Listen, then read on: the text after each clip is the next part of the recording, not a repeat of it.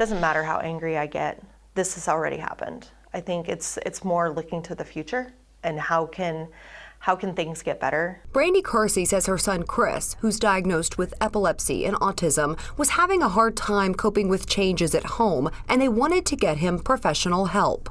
I literally had to call the patient advocate and say, he needs to come home. You guys aren't doing anything for him. He's fearful. In 2018, Dr. Brian Hyatt was named the medical director of the Behavioral Health Unit in Springdale for Northwest Health. And then in 2023, Arkansas's Attorney General's office announced that they were investigating Dr. Hyatt under allegations of Medicaid fraud. This is security video from a former employee that was included as evidence in the insurance fraud case, where you can see Dr. Hyatt walking up and down the halls of the behavioral health unit and not entering rooms. It's heart-wrenching when you hear their stories. We have clients that lost custody of their children as a result of falsified medical records, lost their jobs.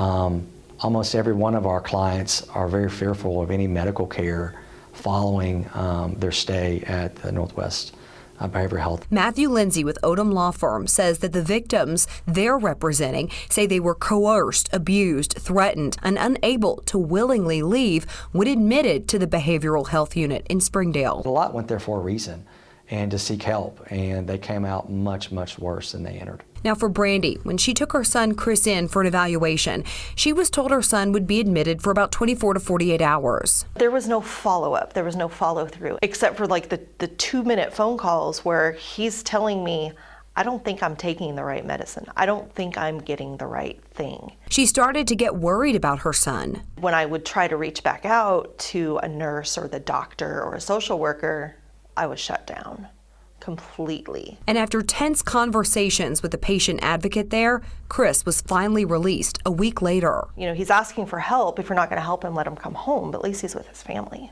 Kersey says that this experience for her family has forever changed their trust in medical professionals. If the doctor's not even going into the rooms and talking to these patients, how in the world are you making a diagnosis? There's a lot of distrust now, like when we meet a new doctor. Lindsay says the Odom Law Firm has been hearing similar stories from other patients, with 100 lawsuits filed and more victims still coming forward. These people continue to this day to have significant emotional damages. They're scared of going to a doctor. They're scared of asking for help, even if they are in crisis, because of the fear of this happening again to them.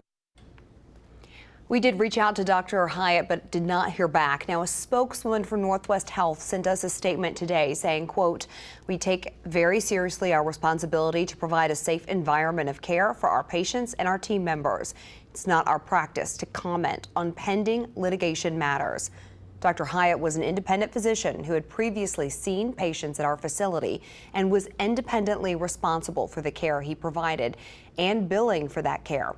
Dr. Hyatt has not provided care at our facility since May 2022, end quote.